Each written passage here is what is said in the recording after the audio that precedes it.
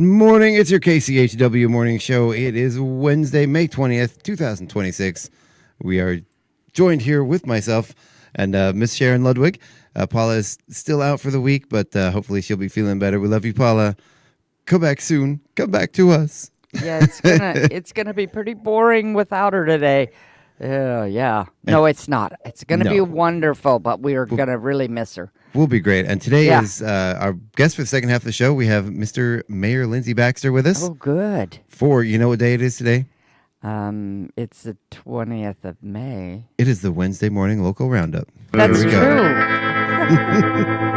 But I don't have it. I'm not live yet here. Come on. It'll catch up in a minute. It'll get there. Yeah. Oh, none of our cameras are working right. Good boy. Yeah.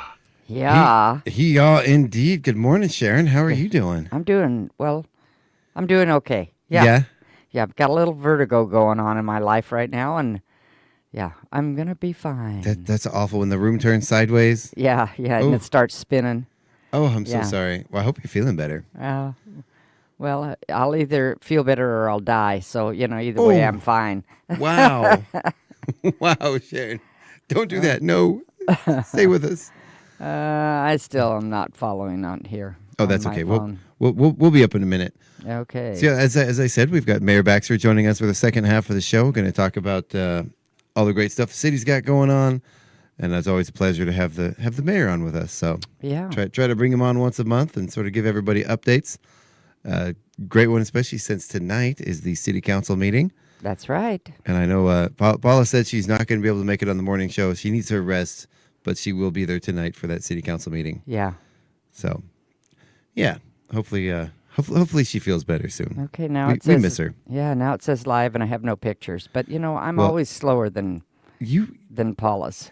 I'm not going to blame you. I'm blaming your phone. It's the phone. It absolutely is the phone. It's got to be. Oh, yeah. You know what? But I'm having some camera issues. I'm not really sure what's going on here. We've got all kinds of weirdness. My cameras are all switched around here. I'm going to try to, as we go along, try to figure out what's going on with the cameras. Oh, so that means I have to fill in and talk. Right. Yeah. Actually, hold on, just one. Okay. Why don't you go ahead and take us? We're gonna change up the order while I get the cameras figured out. And why don't you take us through the school lunch and breakfast menus? Yeah. Okay. There we go. Breakfast. This is the one that I can never see because it's orange on yellow, and it says hard-boiled egg and biscuit, fruit or I don't know, breakfast. Oh yeah. I think I got the cameras figured out. Let me get over there. It is really, really hard to see this month, especially. Yeah, especially the Wednesday one. They kind of put orange on different color orange. Yeah. And then they got the letter May, or the word May right through the middle of it. So it looks like it's hard-boiled egg and biscuit, fruit or juice. I got that part. Breakfast on a stick with fruit or juice. Oh, breakfast on a stick. Okay. A variety of cereal with cheese stick or yogurt, looks like, with fruit or juice, or chef's choice. Okay. There you go. All right. So that's for breakfast. And for lunch... Is the lunch menu a little easier to see? Well, it's the 20th. It says hamburger helper, a roll, fruit, and veggie. Nice. Yeah. So hamburger helper just means it's a casserole with hamburger in it and noodles to me. Good old hamburger helper. Yeah. Does a box of that blue box of mac and cheese with some hamburger in it, does that count as hamburger helper? I think so. I think so. Yeah. I know hamburger helper is a brand, but... Yeah, I know that when I was a kid, it came out, and my mother would buy it, but my mother was a school teacher and didn't get home till late, and my sister and I did the cooking when we were in high school, and anything to make it easy, You know, I remember one of my mom's, bless her heart, she used to love, she would take a package of hot dogs and put them in the water with the boiling noodles. Oh. And then chop the hot dogs up and put them in with the mac and cheese, which wasn't terrible. But, for all you people out there, I do think there's better ways to cook your dogs than boiling them. Yeah. I'm just saying. Yeah. I'm just saying. I'm just putting that out there for your children's sake. Yeah. There are frying pans. I don't know if it growing up, I don't know if anybody else's moms boiled hot dogs. I think my mom did. I think so. Because we didn't ever barbecue or anything like that at our house. My mom boiled anything and everything. I mean, that was pretty much her go-to cooking method was boil it. When in doubt, boil it out. Okay, I'm still not doing anything here. Well, you know what? It looks like we're having trouble with our software here. It's not grabbing our video feed. Uh-huh. But so it's not just my phone. It is not your phone. We're having some technical difficulties this morning. I'm not sure what's going on here. Well, I hope the sound is going out. It is. It looks like the meters are going. Looks like we got sound going out. Okay. For some reason, it is just not capturing our camera. I may have. Sometimes the software is very sensitive. Sometimes if I don't open it in the right order, it won't work right. Okay. And I think I may have opened it in the wrong order. Oh. But if I stop it now, then we'll lose our stream altogether and we'll have to start over again. So looks like we're going cameraless today. Okay. So those on Facebook are like listening on the radio. Exactly. Yeah. Just it's like a podcast. Yeah. No video for you. Yeah. Yeah. Well, and we'll know that the sound is going out when we have some comments. Right. You know? We're gonna get the comments. Sorry, there's no video. Yes, we know. We're aware. Yeah. Thank you for letting us know. All right, so let's take a look at the weather today. Oh, good. Yeah, we've got a high of 72 degrees today, a mix of clouds and sun. That to me, that's just about right there. Yes, it is. Oh, yeah. Yeah. Beautiful. Clear skies overnight with 41 degree low. Then 73 for the high tomorrow, 47 for that overnight low with sunny skies all day long. It's going to be a little warmer for the Friday market on Friday. Oh, good. Yeah, with a high of 78, 51 degrees and partly cloudy skies, 0% chance of rain. For those of you that braved it out there and went to the market last week, it was miserable. Yeah, I didn't go. It was high 50s, low 60s, raining, wind blowing sideways. Yeah, I went the week before and it was great. And last week I just said, I'm not going. You and everybody else. It was a very cold, miserable day. Yeah. So, but this week's going to be gorgeous. Oh, that's good. Yeah. That's good. Yeah, it'll be a nice one. Yeah, and when I went on opening day, they just had a nice variety of vegetables, the early ones. You know, I got lettuce and I got those microgreens. And, and then, of course, you could have your lunch there if you wanted. Yeah. Nice. Yeah. You know, the microgreens seem to be a thing that everybody talks about. Oh, yeah. That's a hit, I think. Yeah. And she's awesome. Yeah, I got sunflowers, which I'd never gotten before. And I asked her, I said, so can I just go out and pick the sunflowers that are coming up in my garden? And she said, no, they're not safe to eat. There's a special. Really? Yeah. So I don't know. That's what she said. Well, I know they're delicious. Yeah. And they do. They taste like sunflowers. Yeah. And somebody said, oh, they were all out when I got there. And I'm laughing to myself. Wringing your hands like Snidely the villain. Yeah. All right. So then Saturday, things are continuing to warm up back up in the 80s with a high of 81 degrees, 50 overnight with mostly sunny skies. Then starting to cool down again on Sunday with 78 for the high, 50 overnight.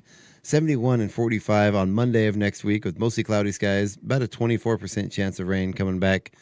Then maybe another 24% chance of rain on Tuesday, but then highs getting down into the mid 60s with 46 overnight. So, and then it looks like we've got 1, 2, 3, 4, 5, 6 days in a row with possible rain.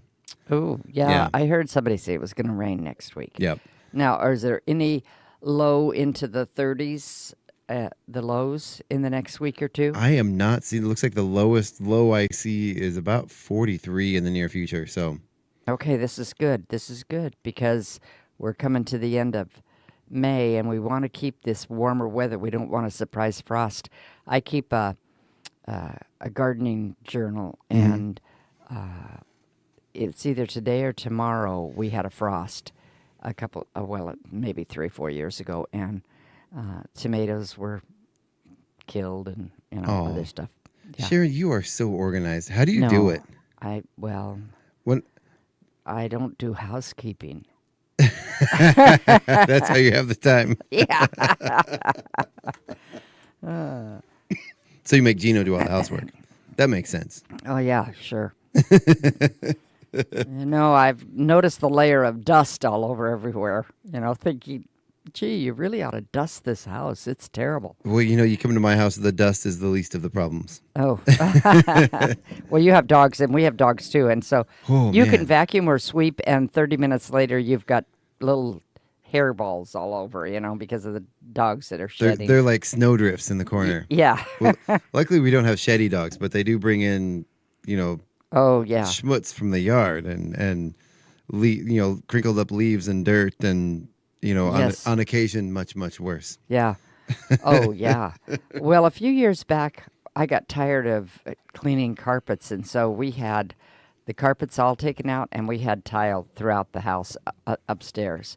Oh, yeah. And it's so much easier to clean. So much easier. Oh, it really is. Yeah. When we first bought our home, it had been a rental home for about 20 years. The carpet in there was, for lack of a better word, gross. Oh, yeah. And we moved into the house, but we didn't have a vacuum cleaner. And we bought this cheap little, stick vac from some, generic brand. And about 3 months after living there, these door-to-door vacuum sales people came in. Oh, yeah. And man, they must have seen sucker on our forehead, because we bought this vacuum, air filters. It was about $3,000 or $4,000 we spent on this traveling salesperson. Financed the thing, of course. Yeah. And did it work well? 6 months later, we put in hardwood flooring. Oh, yeah. Because you sucked up so much dirt, you realized what all was down there. Well, that's the thing that didn't make sense about buying the vacuum. We'd already planned on replacing the flooring. Oh, yeah. But we just didn't know what we were going to do yet. Yeah. So, oh well. We now have a really nice vacuum cleaner and 2 really high-end air filters that never get used. So there's that. Oh, funny. The radio station has a really nice vacuum cleaner now. You're welcome. Yes. All right, so let's go ahead and move along here. I've got the Chula Valley Lions Club calendar. We can see whose birthday it is today. Okay, good. Let's see, what is the date today? I know I said it already. The 20th. It is not the 20th. You be quiet. It is. It is. I can't believe it's already the 20th. Yeah. It's so crazy. All right, so today with birthdays, we have Tammy Culverwell, Jaden Ludwig. Jaden Ludwig, is that? That's my grandson. Any relation? Yep. Well, usually there's a Ludwig somewhere on this calendar. There's a lot of you in the Ludwig clan. Yep. Maylee Stout and John Wilmoth, all with birthdays. Wow. So happy birthday, everybody. Sharon's going to sing you a song all by herself. Oh, yeah, sure. Ready? The frog in my throat. Okay. It's your birthday, shout hooray. We are singing to you. I don't have the right tune to you today. Another year older and wiser too. Happy birthday to you. Ah, yes. Woo! I have a friend who sings that much better than I do. I was just kidding. I didn't realize you were actually going to sing us a song all by yourself. Well, happy birthday, everybody. That's awesome. I was so surprised I didn't do jazz hands. That's all right. Nobody can see it anyway because we're having trouble with that streaming. Right? Oh, yeah. We get to keep the jazz hands to ourselves today. Yeah. That was awesome. Thank you, Sharon. Thank you. Well, it shows why I don't sing. All right. So are you ready to get into the community calendar and see what we got going on? I am. So today, of course, we have pickleball. And I checked with somebody who plays, and they are playing at 8:30 to 11. Some people come a little earlier than that, but that's when they officially start. Mm-hmm. She did say that about June 1st, the courts will be closed for 2 to 3 weeks for pickleball resurfacing. Oh, okay. So we'll keep that in mind and let you know if I find out any other information about it. Maybe the mayor will know more too. No, do you know? I know you said you'll find out more, but do you know if they're going to just close the court and not have pickleball for a couple of weeks, or if they're going to move back to the middle school gym for a couple of weeks? Oh gosh, that's a good question. I do not know the answer to that. Yeah. Well, Lindsay is a pretty astute pickleballer, isn't he? Yeah, we're going to have to ask him. We will. Yeah. Outstanding. Okay, and then I don't have anything else for today. Well, we do have a reminder from the Chewelah Chamber of Commerce. Those newsletter items are due today. Yep. If you're a chamber member, you can get those items in, and you have till the end of the day to get that in. You've got pickleball. The sit and fit class is happening from 9 to 10 a.m. at the Senior Center. That's at 302 East Main Avenue in Chewelah. Then, of course, City Council, which you meeting. already mentioned. Yeah. Oh, you did mention that. No, you mentioned it. I mentioned I it. didn't. That's right. Yeah, you did. So that's happening from 6:30 to 8 p.m. Those meetings are held the first and third Wednesday of every month. That's at 6:30 p.m. in the council chambers at 301 East Clay Avenue. The meetings are open to the public. They do have the right to observe the manner in which the city conducts its business. And there is also an audience comment period allowed at the start of the meeting for citizens to be heard. Yeah. And they Zoom it in case you can't get out of your house or, you know. Or don't want to. Or don't want to. And an ordinance was talked about last time, and that might come up soon. They are thinking about changing the day to Tuesdays. Oh. And only having the second meeting if necessary. So we'll keep you informed when we find out if that's really happening. There's a on the second one, which is the third Wednesday, that's when school board has their meetings. So if you're a parent and you want to go to a school board meeting and you want to go to city council, you can't do that. You know, you can't go to both. So that was one of the considerations of... It seems like no matter what day of the week it is, there's going to be conflicts. Yeah, there's going to be conflicts. But that was one that got thrown in the mix. Seems like the easiest day of the week is Monday, but then nobody wants to do anything on a Monday evening. Well, yeah, and then you have so many holidays on Mondays. That's true. You know, that what would you do with those? Well, it's Memorial Day. We're still having city council. You know, no. Right, I mean, no. You wouldn't do that. Yeah. No. Okay. Well, I will say, except for the Igor and the Red Elvis' concert that's happening Monday, June 29th at the Auto View Drive-In, but we're going to talk about that later. Yeah, okay. And is that Memorial Weekend? I don't know. No, that's June 29th. That's at the end of June. Oh, June, June. We still got some time to breathe before that one. Yeah, okay. Before the panic sets in. Oh, no, that event's in a week. Okay. Thursday, May 21st, which is tomorrow, is movie night at Fired Up Pizza. Now, we did have the Pacific Northwest Film Festival. Yes. Was that last week or is that this? That is tomorrow night. Oh, yeah. Okay. I have it still on here and I'm thinking, did that already happen? No, that's tomorrow night. Yeah. That's from 6 to 11. Do you want to go or do you have the information? You go ahead. Okay. Yeah. So that is from we're skipping over some of the daytime stuff, but actually, you know, let's back up to go earlier in the day because we got a bunch of stuff that we're skipping over. All right, so from 10 a.m. to 3 p.m. is the Senior Citizens Potluck and Games. Yeah. Happening at 3060 3rd Avenue in Valley. That's the Valley Fire Department building.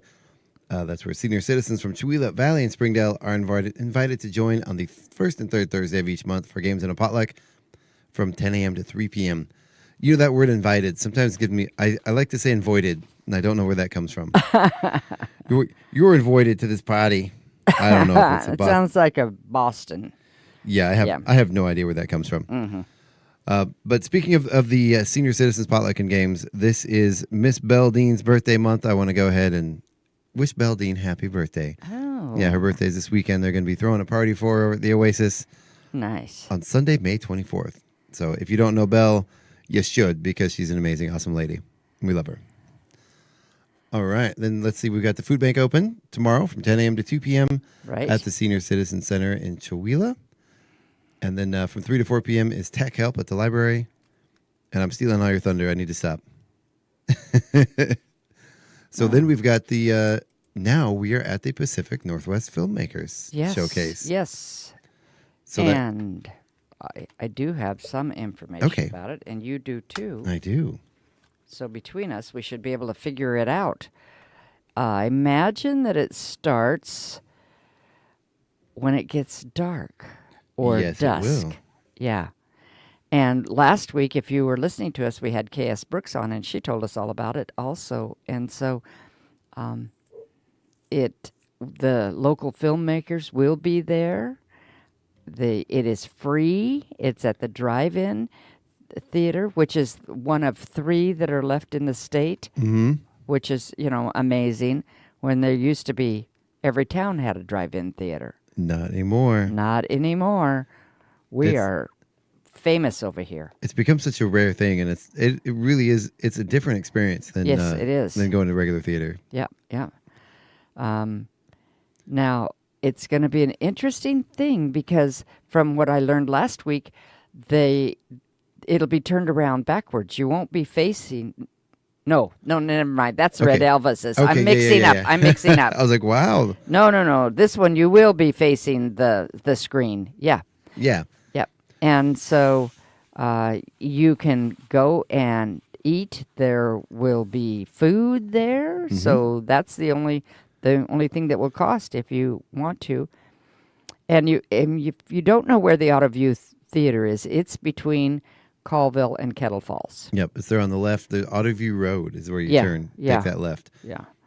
And there will be films from, I don't know if I can name all these, Brian Babinek, Emily Brackenbury, K.S. Brooks, Yogi Castor, Rebecca Cook, Anthony Klang, Rob Lindner,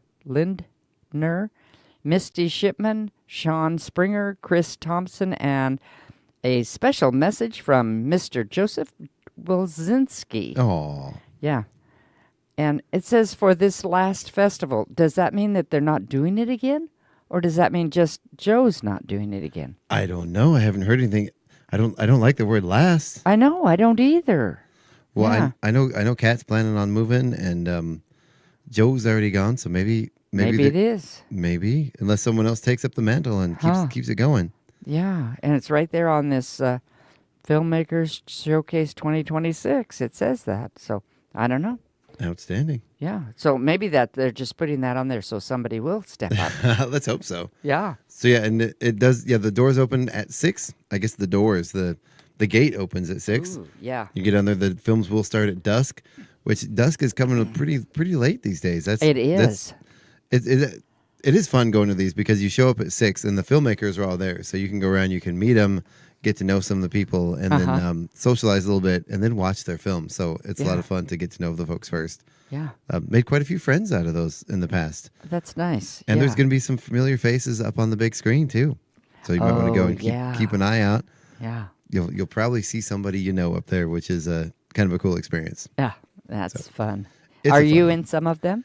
I am in 2 of them, I've been told. Yeah. Fun. Yeah.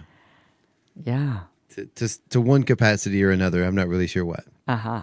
There have been a few that I've sat, we've done the filming, and I don't really know what's become of those. So we're going to see.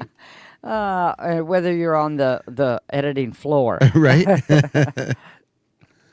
But no, it's a ton of fun. And then on Friday, it starts the Chihuahua Plein Air, which is a painting event. Yes. And this is the 3rd annual Chihuahua Plein Air. It starts Friday, like I said, and goes through the 24th, which is that Sunday? Right, 22, 23, 24. No, that's Monday. The entry fee is $10 per artist for up to 5 pieces submitted for the Plein Air show opening first Thursday in June 4th at Trails End Gallery and the Yale Press in Chihuahua. It says this is a fun event and open to all artists. Now, there is a caveat here. It's 18 years and older. I think that's unfair, but that's not me to say. Oh. Yeah. This is a non-juried event. Artists check in Friday, May 22nd at Trails Inn. Mm-hmm. And between 9:30 a.m. and 5:30 p.m., they pay your fee and have your substrate, S-T-R-A-T-E. Substrate. Yeah. Which is paper, canvas, etc. Whatever you're painting on has to be initialed, and then you enjoy painting outdoors in the Chihuahua area. And they do that so that you can't just take 2 weeks to do a painting. It has to be all done during the weekend. Yep. Yeah. And no cheating anybody. Yeah, exactly. And so the finished work will be submitted to Trails In Sunday, May 24th from 3 to 4 p.m. And you can submit up to 5 paintings, and all work needs to be finished, framed, or on a cradle board and hang ready. So, and they say they prefer no serrated hangers as they will not work with their wall system. Oh. And the show will be up through... No wire hangers. Yeah. No, sorry. The show ends June 27th, and all unsold work needs to be picked up within 30 days from the end of the show. Yeah. So that's kind of a neat thing, and here it is, the 3rd year they've done this. Yeah. It's a huge event. It's a lot of fun. I love driving around seeing all the people painting out there. All the people stationed everywhere, and the work that comes out of this is mind blowing. Yeah. And just the different techniques and the different, I love seeing different artists paint the same scene and see the different interpretations of the same scene. That's what I really love. Yeah, they did a painting night out at our church. I didn't go, but I was doing something else. But they did one of these where they watched a video of this fella painting, and then they'd stop the video. Everybody did the same sunflower. Mm-hmm. And I saw them afterwards. They were all different, but they were all the same, if that makes sense, but everybody was just different because of the way you paint. Was this a kind, soft-spoken gentleman with a large afro? No, I'm kidding. It could have been one of those. Could have been a Bob Ross show. Bob Ross show. Could have been. I don't know. The former Marine drill sergeant. Oh, really? Bob Ross. Yeah, that was what he did for a career before he started the painting show and retired. He was I believe it was the Marine Corps, but he was a drill instructor for the military. Wow. Yeah.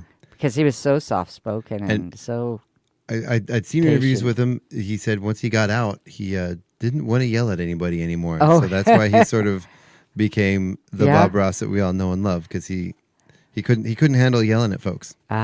Even your drill instructors are people too. Is that amazing? Yes. Yeah. Okay. Then also on Friday, the Chamber of Commerce, of course, meets 7 o'clock in the morning, and that will be, I think that's like the 4th, because the first was on, so 1, 2, 3, 4. So to know this, it says a chamber meeting on the 29th. There is no chamber meeting whenever there's a 5th Friday. I bet you guys just hope every month, please let there be a 5th Friday. Please let there be a 5th Friday. We want a Friday morning to sleep in. Yeah, but when you have dogs and you have sunlight coming through your window, you don't get to sleep in. That's true. Yeah.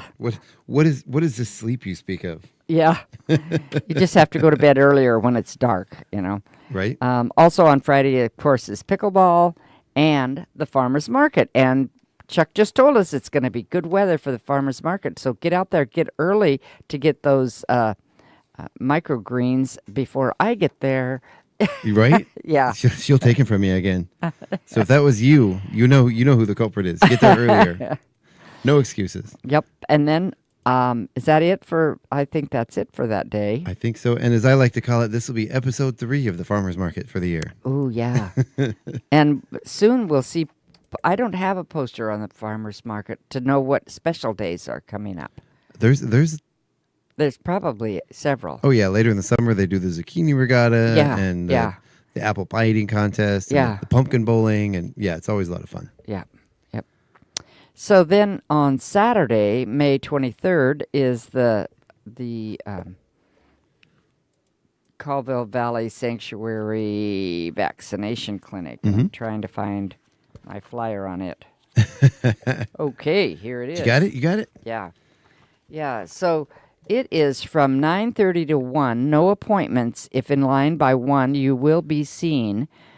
It's May 23rd, and this is, of course, weather permitting, but Chuck has assured us it's going to be good weather. Vaccination tests. I can't make promises. I don't make the weather, but Yeah, but you're reporting the weather. Yeah. So the prices are so reasonable. If they really are. there are times when you need to go to the vet with your animal. But for some of these, for just your vaccinations, it's just very reasonable. Everything is anywhere from $10 to $30. It's very reasonable. And they do have some things that say that require a booster 4 weeks after. So then you'd have to come back again in 4 weeks. It says it must provide prior shot record indicating the last rabies vaccine for the veterinarian to decide if the next rabies vaccine due date is 1 or 3 years. Mm-hmm. Okay. Yeah. And payments accepted. This is an interesting thing. In cash or debit credit cards, no checks. There's some of us older folks who use checks a lot. And I grin a little bit about that because I'm not a check person. Oh, yeah, and I am. So we're just a little different there.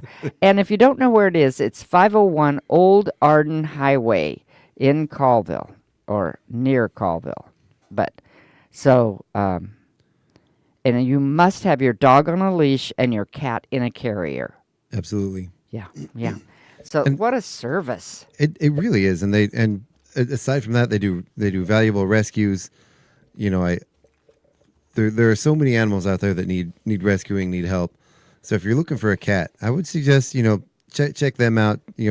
Whether it's them or another animal rescue service before you go out to a breeder or try to find somebody. Yeah. I say that as I have dogs at home we got from a breeder. Yeah, I have one too, and we have one that we got from Safeway. Right? Yes. Check and see what's out there for adoption first, because these animals need homes. Yep, they do. And spay and neuter your pets. Then we don't. Absolutely. Then we don't have too many. Yeah. Okay. Also on Saturday, May 23rd is Nostalgia Days Car Show. Ooh. From 9 to 4 in the Chewelah Park. No registration fee and no admission free. Those are really a great show, Nostalgia Days. That brings us back a few years. And, so if you're into cars, bright, beautiful, old, new, it's just fun to walk around and look at them. And do you have more information about that? Who is that benefiting an organization? Because there's no registration fee, no admission fee. So it can't benefit anybody. Okay. It's just a fun day. Fun. Outstanding. Do you know who's putting that on? Well, I didn't. It was in the Chewelah paper. And I didn't write down who. I didn't cut it out. I didn't write it down. Oh, shame on me. We'll dock your pay for it, Sharon. Probably some car club, I mean, that's usually who puts on things like that. Maybe somebody will tell us. We haven't had any comments yet. I don't know if we're just talking to the wind or not here. We might be. But we're at least going out over the air. Yeah. Okay, and I don't have anything happening on Sunday, the 24th, do we? Just have pickleball up at the golf course from 2 to 4. Okay. And let me double check those times, make sure 2 to 4:30 rather. Okay. And I haven't confirmed that they're doing those on Sundays from 2 to 4:30, but I do believe they are. I think that my friend said they were. Yeah. There's not enough pickleball anyway, right? Yeah, I guess so. Yeah. Well, and people who live where they have it every day play every day.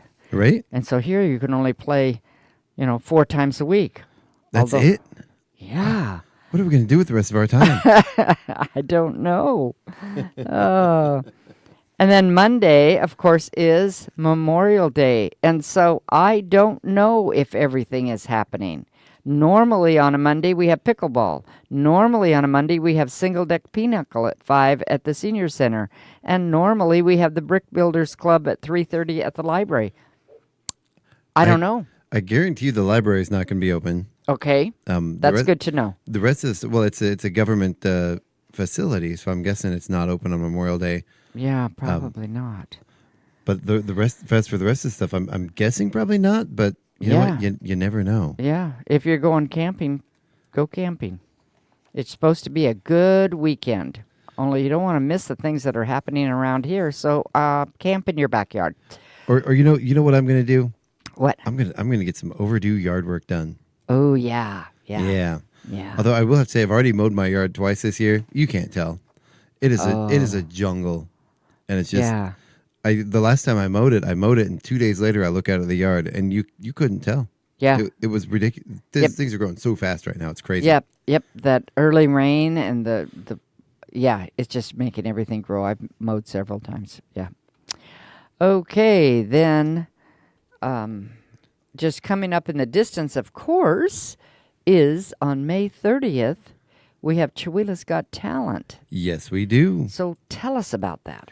So Chihuahua's Got Talent is May 30th at the Chihuahua Center for the Arts. Let's see, I do believe the doors open at 6 p.m. It's going to be an amazing show. We have a wonderful lineup. Our auditions are over. The winners have been notified that they are going to move through to the main show. If you did audition and you haven't been notified, then I am sorry you didn't make it through. I'm going to get that email out today. It's sorting through all those applications and finding all the emails and getting the contacts to everybody is a time-consuming process. Oh, so I apologize if I haven't gotten back to you.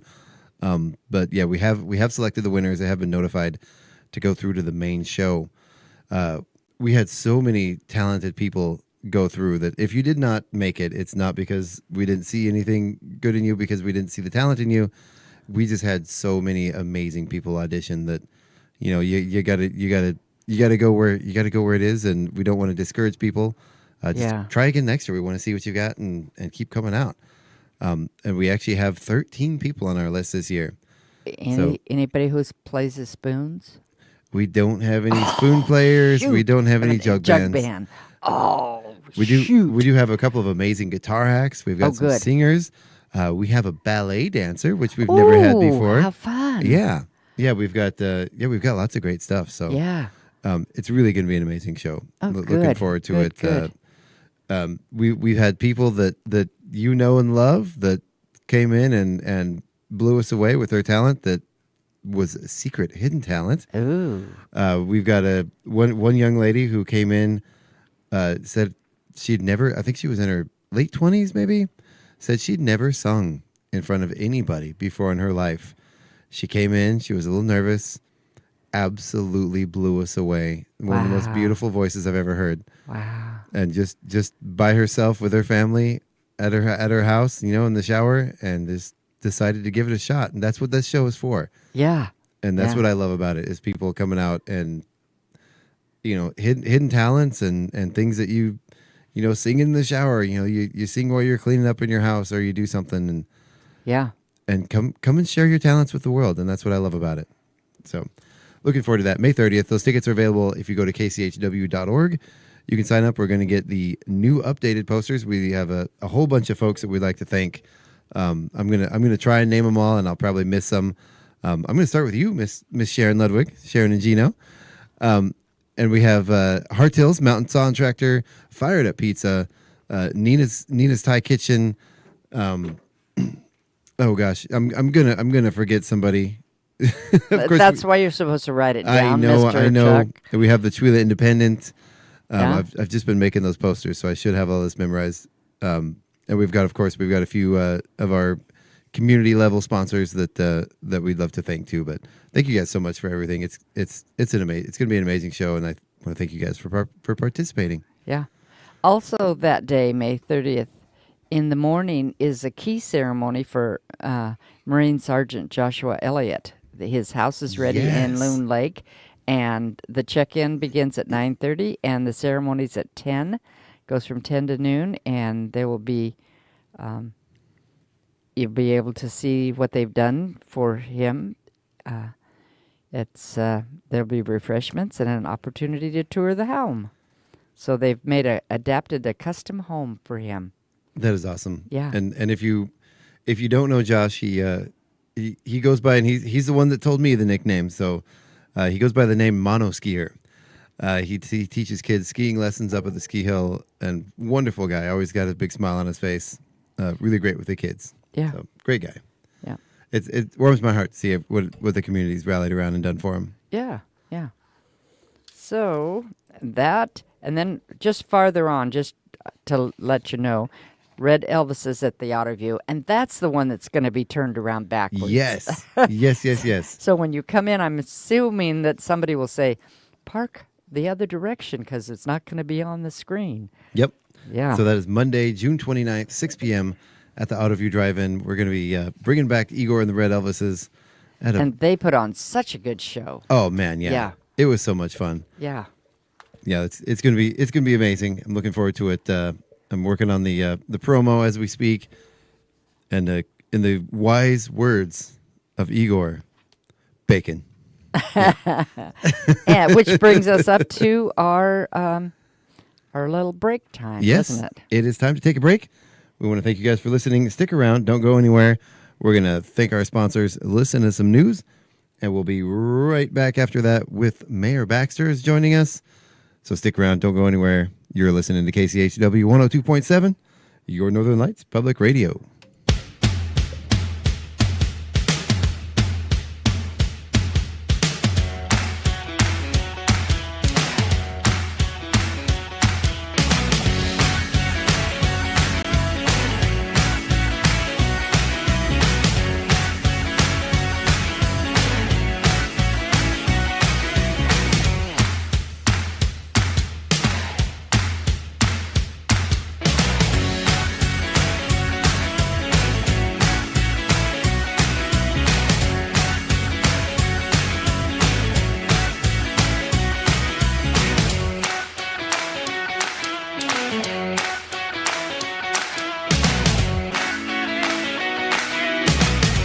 Support for KCHW comes from Thrive Broadband. Thrive Broadband provides fiber internet and phone service to homes and businesses throughout Chewelah. Thrive's fiber network features equal upload and download speeds, supporting streaming, online learning, and business connectivity all at the same time. More information about Thrive's broadband services can be found online at thrivebroadband.com or by phone at 509-935-3500. KCHW would like to thank Thrive Broadband for supporting community radio in Northeast Washington.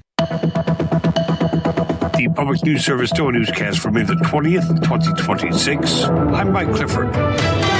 Some would say it's been a long time coming. The U.S. Senate on Tuesday agreed to take up a measure that would force President Donald Trump to end the war in Iran or win authorization from Congress to continue it after a handful of Republicans joined Democrats in pushing forward with a resolution the GOP has managed to block for months. The New York Times notes Senator Bill Cassidy, the Louisiana Republican who lost his primary over the weekend after Trump targeted him for defeat, was the latest member of his party to switch his vote and side with Democrats in an effort to limit the president's war powers.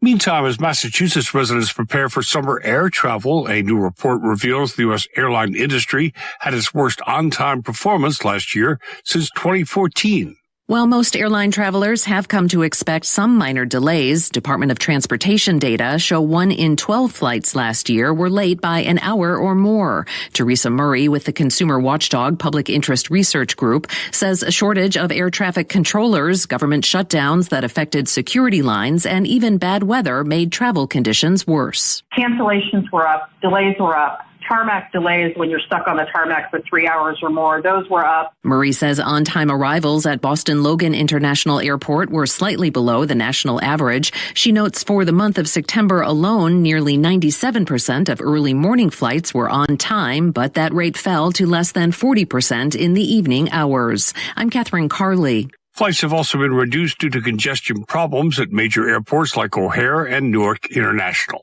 And young voters are celebrating a court ruling allowing voter all-day registration on Election Day to continue in Montana. A district judge blocked a state law that would have ended same-day voter registration at noon. That means people can still register to vote as long as they're in line by the time polls close at 8 p.m. Hannah Gale with Forward Montana calls it a big win, especially for young people who tend to move more often. Every time you move, you need to re-register to vote at your current address, so something might not align there. If someone goes thinking they're registered to vote, but then the records don't match like the address they bring with them, being able to correct it same day is really important. The Montana legislature passed the law in 2025, banning voter registration for federal races after 12 p.m. on Election Day. Supporters say it's necessary to lessen the burden on election officials and ensure secure elections. District Court Judge Adam Larson disagreed, calling Election Day registration a critical safeguard.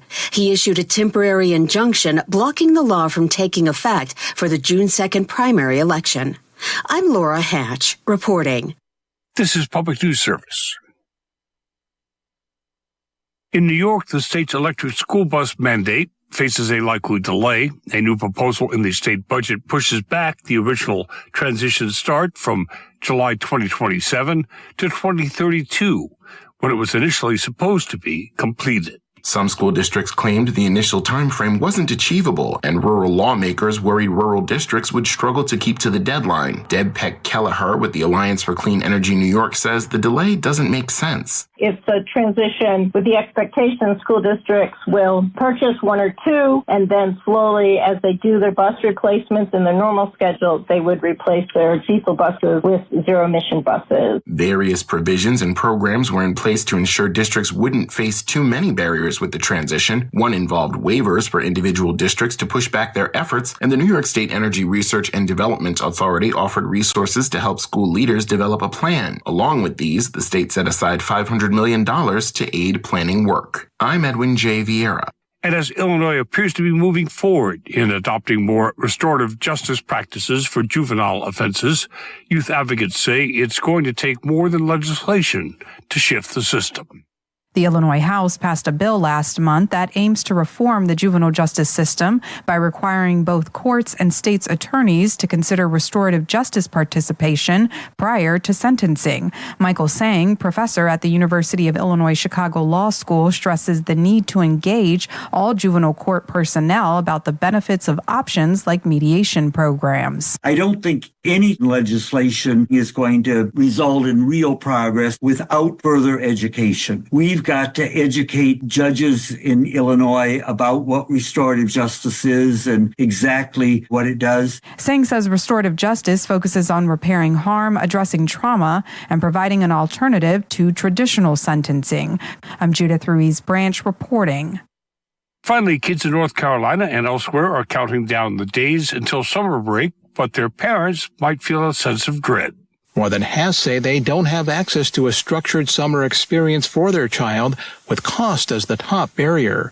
Elizabeth Anderson of the North Carolina Center for After-School Programs says when school is out, parents prioritize enrichment opportunities for their kids, including arts, active play, and career-centric activities. These are all the things that parents say they want for their kids in summer programs, and the good news is that summer programs can deliver on that if the kid has access to them. Cost and lack of access primarily affect low-income families, but Anderson says it's becoming more pressing for middle-class households, too. I'm Mike Moen. This is Mike Clifford for Public News Service. We are member and listener supported. Find our trust indicators at publicnewsservice.org. It's 8:16. You're listening to Northern Lights Public Radio on 102.7 KCHW. Chewelah, Colville, Kettle Falls.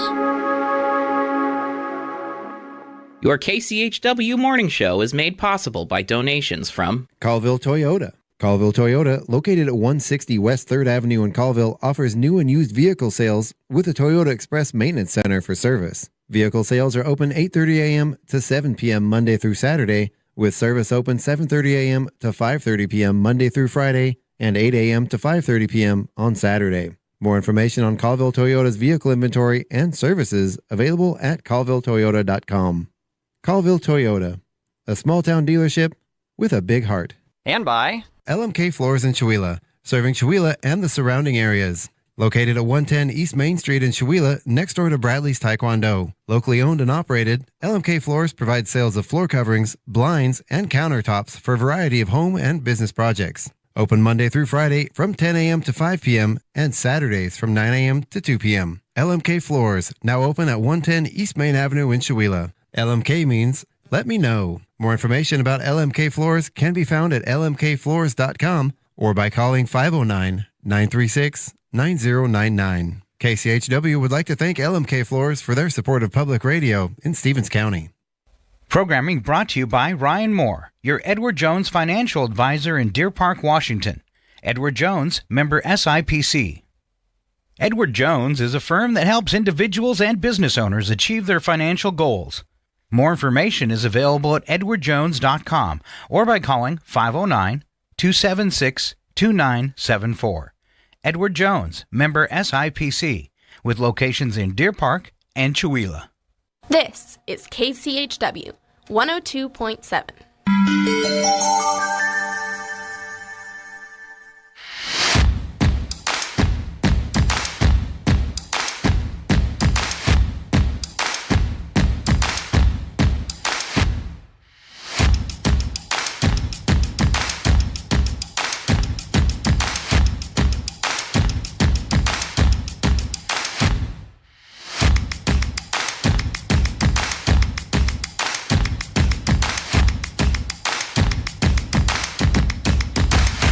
Good morning. Welcome back to the KCHW Morning Show. It is still Wednesday, May 20th, 2026. We are back again in the studio with myself, Sharon Ludwig, and our illustrious guest this morning, Mr. Mayor Baxter. Good morning. Good morning, Mr. Baxter. How you doing this morning? Morning, Chuck. Morning, Sharon. Good morning. Outstanding. So how you've been a busy boy lately. Man, too busy. So tell us how things are going over there. They're going well. There's a ton of things going on right now. A lot of updates to current procedures, trying to get things better, maybe a little bit more in line, making sure that we're compliant with all state regulations. So there's a lot of activity on that front. Of course, we've got our water project still underway. What else can I talk about? There's lots of stuff going with our police department. Of course, me personally, of course, I've got tennis on top of the mayor duties. Oh, yeah. So, and that's wrapping up here this week, actually. Well, I want to start out, so I know, as you like to put it, you just recently had your mayor training wheels removed. So tell us about that. Where were you at, and what were you doing? There's an organization, I think that's kind of referred to as a lobbyist in Olympia called the Association of Washington Cities. And their purpose is really to help cities, towns, and probably more so smaller rural communities kind of navigate government. And so they held a training like they do many trainings throughout the year. And this one was actually called Mayors as CEO, and it's to help mayors understand their role as a CEO, basically, of their cities, their respective cities. And I think that isn't to suggest that necessarily they're in charge, right? But to understand that delegation is a major part of what you need to do, and you don't need to do it all yourself. Of course, unless you're a town of, a few hundred, maybe you have a little bit more to do. What was that last thing? Let me write that down. You don't have to do what? You don't have to do everything by yourself? You don't, yeah. Yeah, I'm learning. I'm not there yet. Not to say at all that I need to do everything because I've got an incredible staff in the administration, of course. Yeah. But it is, and I think I look back in all the conversations that I've had with Dorothy and with Greg. One of the things that Greg told me about was, hey, at some point, sooner than later, take a step back and decide what it is you want to stay engaged with, and decide what those are. Don't try to do everything, when you're new, and that's been, I think, nearly 6 months for me now. You're learning, you're touching everything to make sure you understand everything. And I, of course, more than maybe many in the past, have an incredible city administrator. Someone who's very capable, so it allows me to be able to have to touch less, so to speak. So, so that training in Wenatchee was to really help you understand the role, certainly all the interpersonal responsibilities with the role as well. So, it was super helpful to understand and get that perspective. And these events always are really helpful to be able to meet mayors from other cities around the state. I sat at a table with Pullman, Cle Elum, where else? Marysville. I said Pullman. There was one other one, but there was several people at the table that I got to meet. Liberty Lake. We had good conversations, shared things that we're doing, and working and not working, and so it's always really helpful to get insight into what the other cities are doing, what their challenges are. Yeah, super helpful.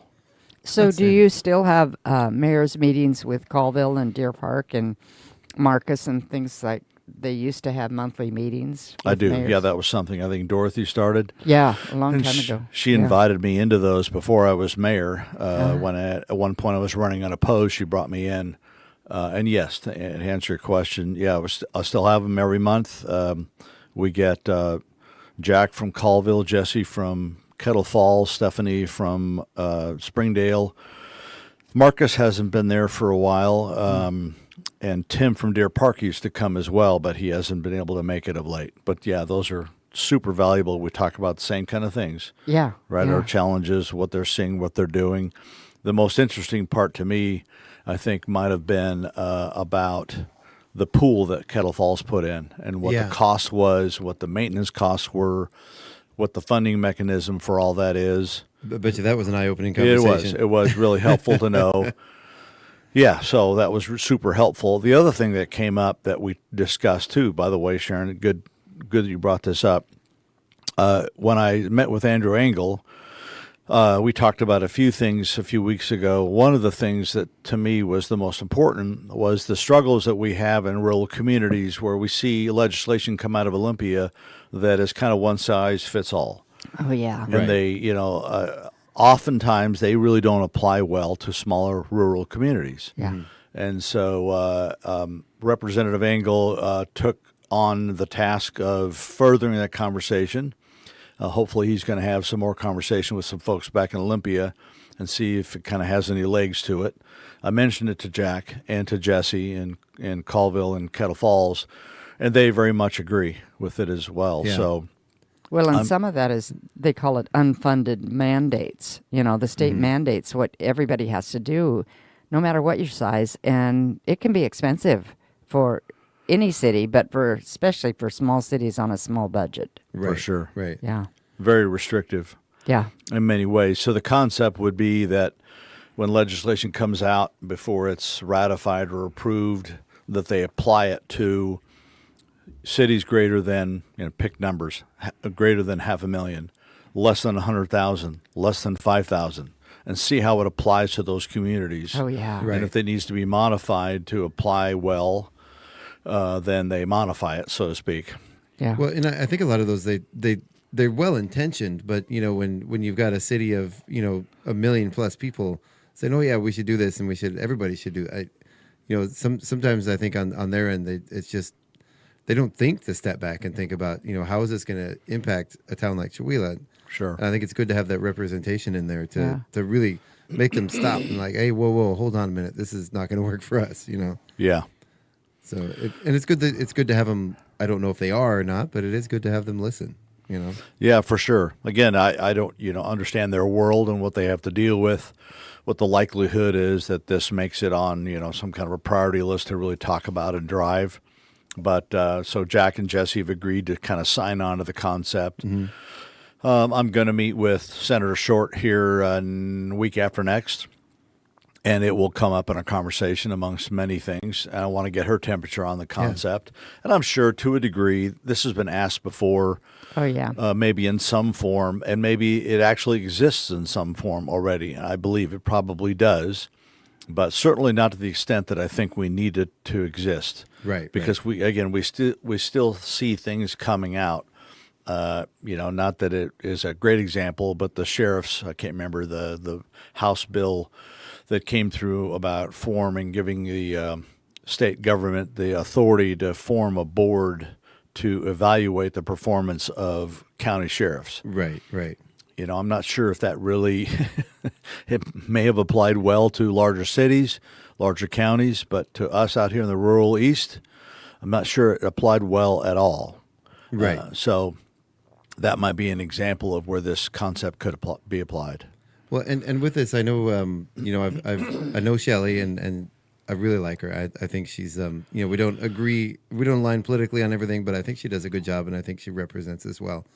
And I definitely think her heart is always in the right place. So. Good. Mm-hmm. And Andrew Engel, he's newer, but I think he's, I've met him a few times. We actually have one of his band CDs up there, the Yonder Mountain Boys. Oh wow! Him and his brothers back in the day, they used to be in a band. Oh. So I've had him in here and had some good conversations with Andrew as well. So yeah, I think we've got some decent representation right now. Good. Yeah. So yeah, tell us a little bit. We got a city council meeting coming up tonight. We do. Tell us a little bit about what we have coming up for that. Well, it's a pretty full agenda, but I would say the more interesting part of the agenda tonight is we're honoring one of our former police chiefs. Yes. Troy Anderson. He passed away on April 19th. He served the city in our police department for 24 years and served as chief for 14 of those from 2001 to 2015. Wow. So we're going to read a proclamation tonight to honor him.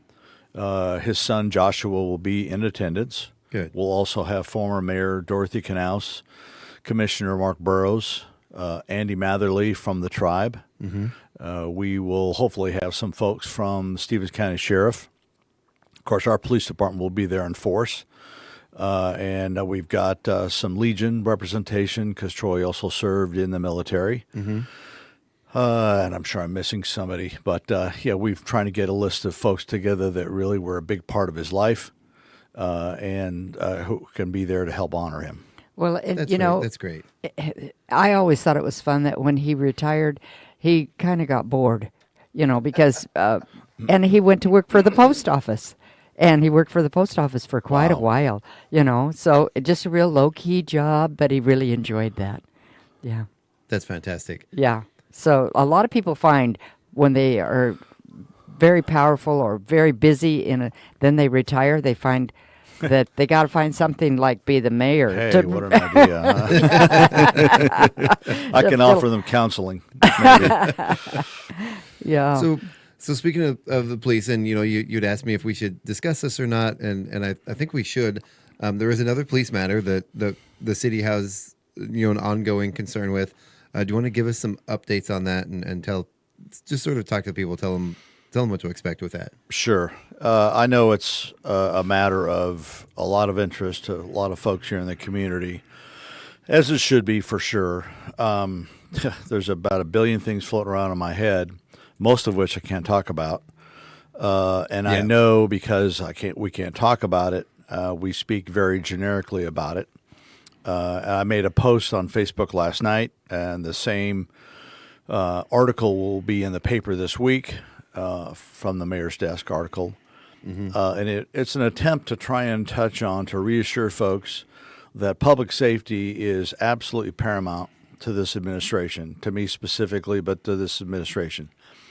There's been some comments about, what's more important. You'd be hard-pressed to convince me otherwise. There are a lot of things that we need to do better, and some things that we need to do better that we are doing better now with, like the water.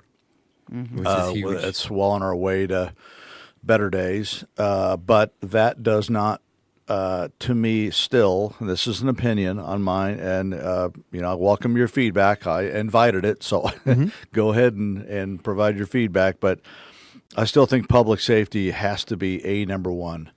And so all the things that we're doing and discussing and deciding what to do are all measured against whether we're improving public safety or not. And I think that is the right way to go about this. You have to consider what is the impact of public safety, the decision you're going to make and what you're going to do. If the answer to what you're thinking about doing is it's probably going to hurt public safety, then it's probably not the right solution. Right. So that's the conversation that we're kind of having. And I have expected, as an example, the Civil Service Commission that we have to do likewise, and I feel they've done a relatively good job of that. But it's to always measure whatever we're going to do by the importance of public safety. And, of course, a big component of that is public trust. And and we have to maintain that. And I said in the article that it's something difficult to develop, that public trust, but it's something pretty easily lost. And so you make one bad step, one wrong decision, and you quickly lose the public's trust, and therefore it's really difficult to attain public safety. It's a 1 step forward, 20 steps back situation. Exactly. So again, I can't say a whole lot, but it is, I wouldn't say it's keeping me up at night, but it's in a lot of my thought right now. Mm-hmm. We have a lot of discussions about it. Everyone makes mistakes. Yeah. And it's unfortunate to a degree that there was a couple individuals that wanted to make it a bigger issue and make sure that it made front page. And it's newsworthy. He's an important part of our community. But at the same token, he made some mistakes, and he's kind of being dragged through the mud right now, and that's unfortunate. He's got his own things to deal with at home, for sure. I hope he is successful and everything goes well there. They're a great family who's contributed significantly to this community, and he himself has contributed to this community as well. Right. So I don't want to disparage that in any way, shape, or form. But at the end of the day, it's important, and I wrote in this article, that our folks who serve in law enforcement and our folks that work for the city administration, public works, electrical, you name it, they're held to a higher standard. Yeah. And it's not the same standard that you or I are working under when we work for a private employer. Right, exactly. So please, let me say that again. Please be rest assured that we're doing everything we can to make sure that we're making the right decisions, understanding public safety is number one. And if people get frustrated, they want an answer, they want to know the details. Obviously it's an ongoing concern, and it's not something you can really discuss publicly at this point, correct? Correct. Yeah. So just wait. You'll have some patience. It's being worked on. Yeah. Yeah, for sure. Right. So what else do we have going on the agenda tonight? I know. On the agenda, we've got. Trying to think offhand. I've got the agenda here somewhere, but we got a bunch of other things that are on there in regards to some ordinances that are being updated. I don't think the food truck is on the agenda tonight, although the food truck pilot program, it was on the last agenda where I was absent and at my training wheel removal process in Wenatchee. So the pilot program has been approved to move forward. So we're now trying to put together all the details of the program. And so I expect sometime in the next few weeks we'll have the program out and operating. It'll run for a year. That will allow a limited number of food trucks to operate within a specified area, which I believe is targeted currently at in or around the park. And that's going to be in the grass on the park, right? Like over by where the electrical is? I think, we haven't completely figured that one out. There's some areas that can be used beside the park, both on the east side and the south side. There's some certainly challenges with the construction on 395 right now with the west side of the park. And there has been some discussions about actually allowing a couple of them in the grass because of the restrictions on 395. So I'm not sure whether that's all going to play out for sure yet. But food trucks are coming. We're going to try this pilot program out, see how it works, make sure that it delivers an opportunity for our community, for some interesting food items, for some smaller businesses to try out the food trucks. We all know they're a craze around the country. And I've seen the the fish truck. the fish one. Yeah, the fish truck. I've seen it here in town, of course. But when I was in Wenatchee, I don't know if it's the same truck or the same company. It had 30 people in line. Oh yeah. So clearly there's a demand. So we're excited to kind of meet this demand. This was an idea. Sharon, your daughter, came in and talked about it. Yeah. Wanted to make it happen, and I got to give credit to Council Member John Kaboski for really driving this to make this happen. He brought us to the park. He and Councilman Knupp and Tanya Wallace, the city administrator, and I took a walk around the park and kind of discussed the idea and merits of the idea. And so it's gonna happen. So I think it's gonna be pretty cool. I know when we travel, there's another sort of craze, and they kind of started to start one in Colville. I don't really think it's really taken off that much, but those little food truck courts, the little food truck parks. Yeah, I never see any food trucks in that one in Colville. When we travel, like if we find one of those, we're gonna stop and eat. Yeah. Yeah. And I've kind of done a deep dive into this whole subject, and there's a lot of interesting studies. One of the biggest concern is, okay, we have a few restaurants. We're a smaller community. We already don't have the people to sustain, the number of restaurants we have. What is this going to do? And there is actually quite a few interesting studies to show that it actually brings more people in, and all of the restaurants end up doing better, especially if you start getting reputation as a place to eat, especially right here on the highway. Yeah. People will start stopping and they'll, what else is available here? The food here is so great. Yeah. So they'll actually start stopping at the local businesses they would normally drive by. For sure. Yeah, I've heard the same statistics, Chuck.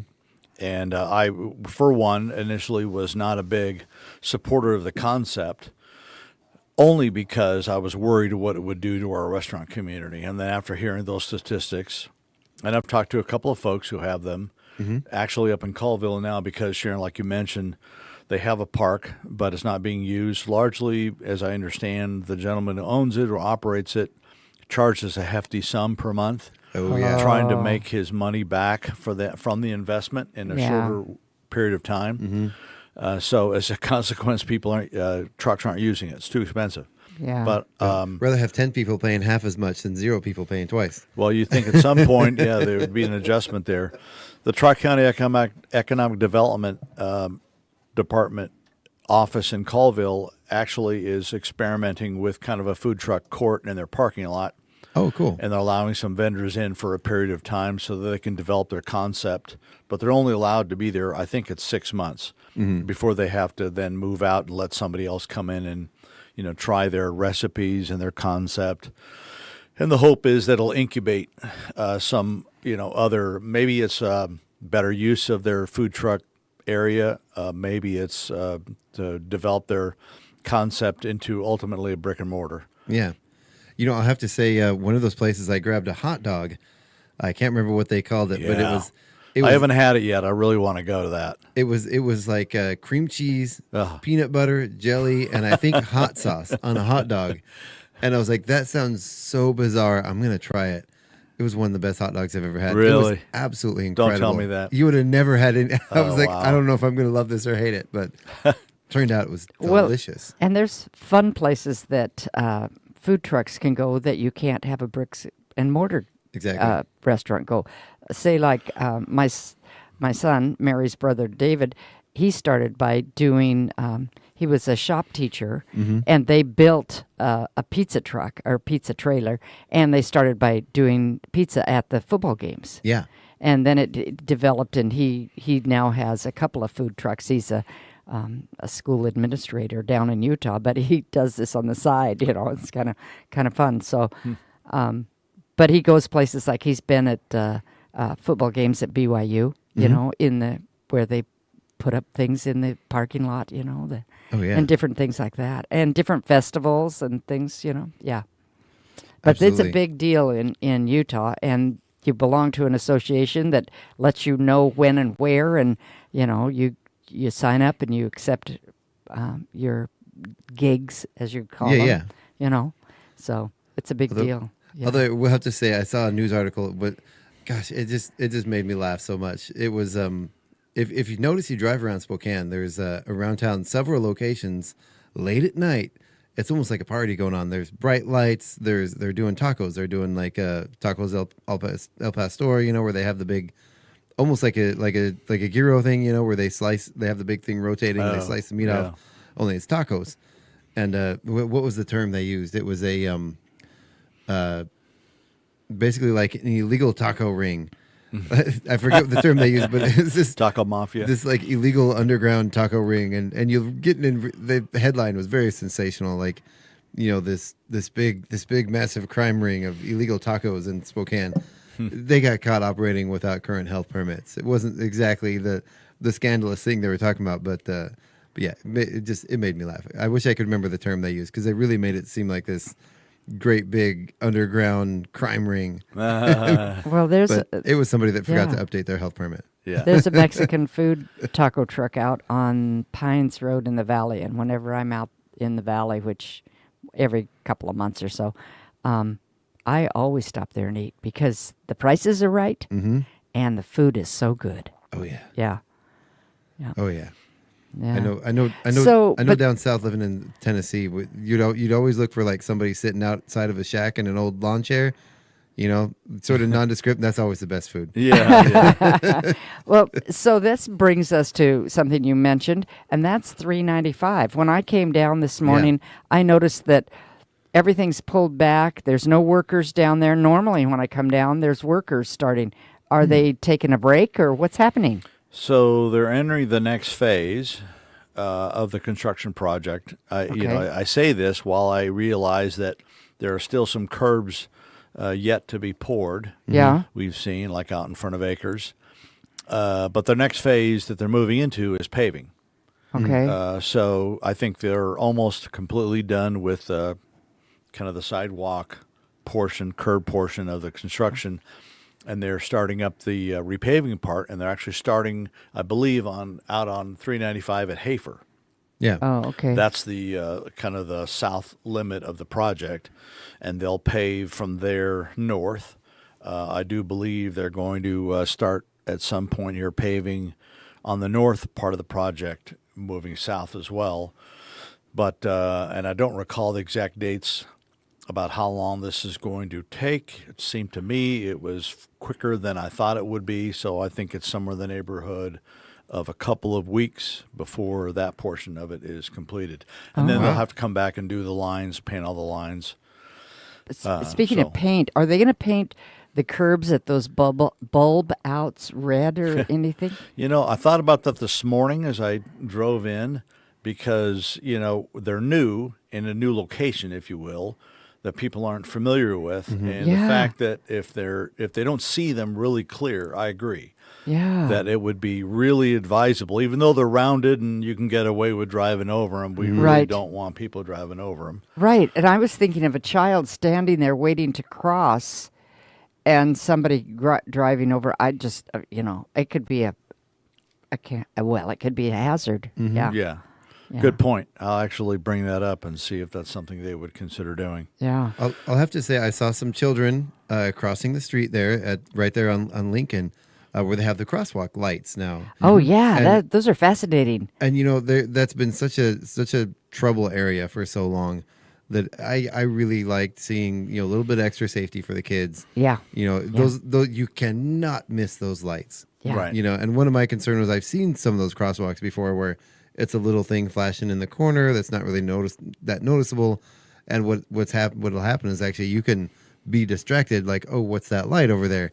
And not see a kid crossing you, but there's no mistake. I mean, it's both sides of the road. The quick flashes, and the kids cross safely. And I was like, okay, this is gonna work. Yeah. So I think it's I'm kind of I've seen all the comments and been party to a lot of conversations. Of course, it came in late in the project, but I think I'm in a mode of wait and see. Right. Yeah. It's not that, we've been able to do a few things. Washed Out has been, open to a few minor changes here and there that we've asked for. So at this point, it's really a matter of wait and see. Let it play out, and then let's see what we have. It's different for sure, and different sometimes is difficult. But I think in some cases, different in this case, like you said, safety is going to be improved. I think it's probably going to slow traffic down even more a little bit. I worry again about the prospect of congestion downtown and somebody coming up with the bright idea to put in a bypass, which I think would be the worst idea. That would kill us. Yeah. Without a middle turn lane, it brings the prospect of more congestion in. So that's an unfortunate part of this. But I think it just puts more of an onus on us as residents of the city, of the community, people who pass by, to treat each other well. Mm-hmm. And like I said, when you're sitting at a light and you're getting ready to turn left and you see a huge backup on the opposing lane, blink your lights, let the person in front of you turn left, and release all those cars behind them. What does it cost you, 4 or 5 seconds? Exactly. To let that person go, and it helps a ton of other people, and I think more behavior like that will help us put off the reality of one day having to figure out how do we solve our congestion problem. You mean being kind to each other is more helpful than road rage? What? We can solve our own problems. We don't really need somebody on the west side coming over saying this is what you will do. Yeah. Well, and there's a business that had is it called a lowboy? That a truck and trailer, and they knew it wasn't going to make the corner, the light, so they sent some people down from their business and stopped traffic, and then helped it safely get around that corner. So there's going to be some of that. There might be some extra helping of things like that. Well, and I will have to say, and I've said this before, that regardless of what you think of the project, there's opinions everywhere. What they say about those. The people out there doing the work, I think they're doing a great job. They're keeping their work area clean. They're moving fast, and it's providing jobs. And maybe give a thumbs up to the people out there working, because they're just doing their jobs. They weren't involved in the planning. Well, and some people act like, be nice. Dear, I'm so surprised this is happening. And yet there were public meetings. There was lots of information in the newspaper. Council meetings. Council meetings, radio. And people were invited. And a lot of people showed up. But if you don't show up, you don't know what's happening. And if you don't listen to the radio, or you don't read the newspaper, or you don't look at signs around town, I don't know how you get your information. Yeah. Facebook, I guess. I will have to say, I think that was one thing that WashDOT actually did right, was the all of the communication beforehand. They really spent a lot of time here. They did. Getting feedback and reaching out to folks. Yeah. I got to commend Charlie too in City Hall. He's done a great job of communicating almost daily updates on traffic on the project. Hey, some other things real quick. Yeah. I'm not sure how much time we have left. About 10 minutes. You've got plenty of time. I have another meeting at 9, and I told Chuck that I was having to leave. I forgot. I have a meeting at 9, but mine's across the street. We can get you out in a few minutes. I know there are a couple other things we wanted to touch on. Let's go ahead and get to those. So on the two other noteworthy things on the agenda tonight is the lodging tax, which had been requested to be. Sorry, Sharon, can you squeeze by there? Yeah. Sorry. Suck it in. So the lodging tax window was reopened. It was kind of an unprecedented event to do that. It's a significant, heavy lift for the administration to administer the lodging tax fund. Yep. And so the prospect of we can back up actually during audit season on top of that was not an easy thing to approve. But we felt it was in the best interest of all the festivities that are planned to go on. Paula has been a huge part of our America 250 efforts. And I think largely to show the appreciation for all of her efforts and efforts of the folks that are supporting her, we reopened it specifically just for America 250. I guess back in the day with Dorothy, that was kind of tabled or put on the agenda to consider for America 250 and the lodging tax, but folks didn't take advantage of it at the time. So instead of the people not having the opportunity to enjoy some of the benefits of it, we've decided to reopen it, and the window just closed. And so we did get the application in, so that's we're going to see some more funding for America 250, which I think is really cool. That's great, because I know there have been some organizations that have been asked to help, and as nonprofits are, the funding is minimal. There's key, yeah. Outside of funded projects and specific items, there's not a lot of general budget to play with. So really appreciate opening that up and letting some of the stuff happen. It's gonna be a fun event. Yeah, events. It's gonna be days of events. Yeah, a week. Right. It's going to be a week long from, I guess, 3rd of July until Summerfest is completed, whatever that date is. I guess that would be the 11th, 12th. So, it'll be a week-long celebration, and Paula's doing a great job. She picked up the ball very late in the game. She really has. Like she does like no other. She really takes it and runs. She's a ball of awesome, isn't she? Yeah. We're very fortunate to have her. Thank goodness she moved here. I am excited. Absolutely.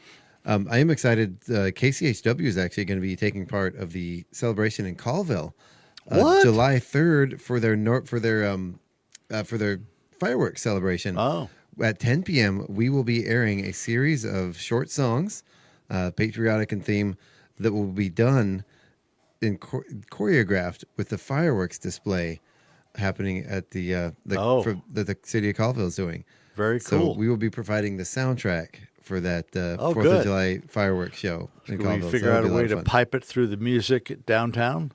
Yeah, we could very easily. And that'd be cool. That would be a lot of fun. Yeah. I don't know if anyone's going to be out at 10 p.m. on July 3rd, but it'll be a lot of fun. I just gave Mike Frizzell a headache. Well, we have a URL, and I know it already pipes in from somewhere. It's actually really just a matter of push and play. Yeah. Cool. The other newsworthy item on the agenda tonight is funding for the airport. We applied for a grant. Our airport manager, Joe McLaughlin, and city administrator Tanya Wallace worked on a grant request from Washed Out Aviation to provide some funds to create a better design for the repair of our runway and taxiway. Mm-hmm. Apparently, it's in a state of somewhat disrepair, although it's kind of being band-aided. Our previous airport manager, Tyrone, did a great job of keeping it running and operating. Now Joe is taking the baton, and they've got a rating system for conditions of airports, and our runway is at a condition level that, if not addressed, it's going to reach a critical stage within a few years. So we need to do some work to the runway and taxiway, and this grant will allow us to be able to plan the design of what we need to do. It's not just a matter of repair, it's also a matter of some modification to bring it into some level of compliance, I believe. So it's a big win to get that grant recently. Really exciting. The other thing, of course, we're not really going to talk about at the council meeting tonight, is our water project. Yes. The well is drilled. The next phase of that project will be undertaken here shortly, which will be to connect the pump system. But the well is finished, drilled, and tested, and everything looks good. It's actually providing more water, gallons per minute, than by far than we actually planned to use. So we're very fortunate. As you know, pumps or wells, sometimes when they're drilled, it's not a for sure thing. It's not an exact science. And not exact science, right? Yeah. So that's finished. The water main, what's that? And that'll be cleaner water, right? Than what we currently get. It'll be cleaner because it won't have chlorine in the water, which was necessary because of the manganese right in the well. And so without the chlorination requirement, it won't stir up the manganese, which won't create the brown color in the water. Yeah. The water, of course, itself, in and of itself, will be clean, of course, cleaner. I don't think it was felt that the water that we had was not clean. It just wasn't clear. Well, I know we get a lot of hard water deposits, basically. Not harmful to your health, but harmful to your plumbing. Yeah, for sure. Yeah. As a former plumber who came here and did building maintenance when I first moved here, I've seen the havoc that the old water system does on people's plumbing. Oh, yeah. Well, actually, we had a city resident provided me some residue out of their filtration system that was still getting through the filtration system to take with me to D.C. Yep. So I could use it as show and tell to our legislators to show them, hey, this is what our residents are experiencing. Oh, yeah. In their water system. So speaking of that D.C. trip, so the water main appropriation trip 2 years ago, as you maybe heard me talk about before, we were approved. We were on, at the time, Congresswoman McMorris Rogers' appropriations list. We had been approved. But the whole bill didn't make it through because of the change in administration. So basically we had to start over with our request. And so we did. And, of course, that led to the trip to D.C., where Mike Frizzell, your why am I going blank? Public Works Director, and I went to D.C. to plead with Congressman Baumgartner, Senator Murray, Senator Cantwell on some funding for our water mains. And so we first heard from Congressman Baumgartner's that we had made his appropriations list. And then we heard week before last that we've actually made the trifecta. Nice. Senator Murray and Senator Cantwell's appropriation list. So we're on all three. Outstanding. So I think we are highly confident that we're going to see the funding, which I think we would see next year, of course, which would allow us by hopefully 2028 then to have a third of our water mains replaced. And this will also, like the new well, will deliver cleaner, more water to our community. So it's pretty exciting to see that progress there. That is. That'll be huge. And with the additional water, it'll allow for further expansion, as the community continues to grow, or even, make use of the facilities we already have. Yeah, for sure. And we've already been told by a couple of employers who are increasing their workforce. Mm-hmm. And I guess on a percentage basis, significantly. So housing will definitely become a bigger challenge for our community than it is already. And so this will, like you said, allow us to be able to build out more capacity in terms of new housing, both affordable and otherwise. So it's hopefully we can start to dovetail some of the development of some of that property for residential, kind of dovetailing with the timing of the water coming online, that capacity. So that we don't have to kind of sequentially work through this and in 15 years see that we've got homes going up. Hopefully it's much sooner than that. Because I believe the water issue has already curtailed some development plans. Oh, for sure. Yeah, we're limited on the number of meters that we could add right now. Very limited. Well, thank you so much for the updates. I tell you said you had a meeting at 9 you got to go to. You got 1 minute to get your meetings. Yep. I don't want you to be late. On my way to a farmer's market meeting. Oh, well, they can wait for you. It's just a farmer's market. We're good. So, outstanding. Well, I do want to thank you so much for coming on. We are out of time. Appreciate all the updates. We could probably talk for another hour and still not get everything in. Yeah. But do appreciate your time. Appreciate you coming in. Yeah, thanks for the invite. Appreciate no problem. it. Always enjoy it. Thank you so much. Thanks, Chuck. And we'll get you on again next month, and we'll continue the conversation. Sounds good. All right. Well, you have a great one. I want to thank everyone out there for listening. Of course, you can stay tuned right here tonight on KCHW from 6 to 8 p.m. for the Northern Beat with Craig McQuain. 8 to 10 p.m. is Dirt Road Blues with our very own Dirt Road Doug McQuain live in the studio. Then from 10 p.m. to 1 a.m., we have Planetary Radio, Sea Change Radio, Echo Shock, Total, and Earth Date. So thank you, everyone out there, for tuning in online, minus the video, and everyone out there for listening. You guys have a great day, and goodbye, everybody.